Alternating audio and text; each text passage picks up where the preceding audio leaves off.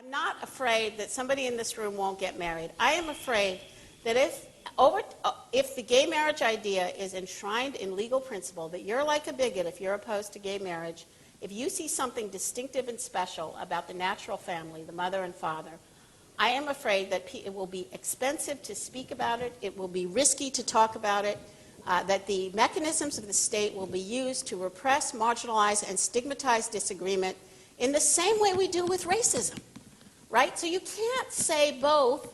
This is like racism, a matter of fundamental rights, like interracial marriage, and, hey, it's not going to affect anyone.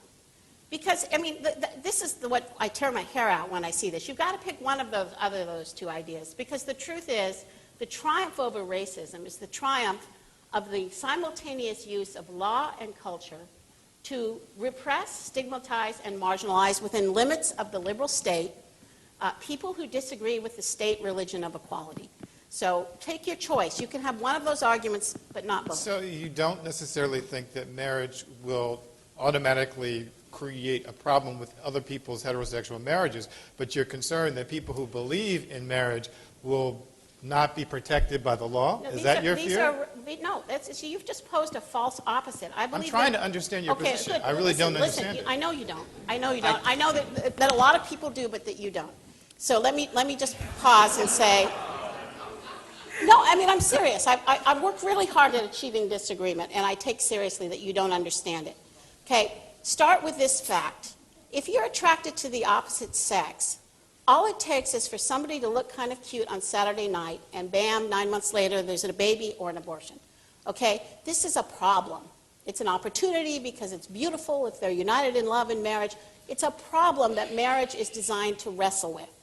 Okay? Now, we're taking an institution that is rooted in same-sex couples and opposite-sex couples are really different when it comes to the great reality on which marriage is founded, which is regulating sexual relationships of the opposite sex so that they serve children and don't hurt them.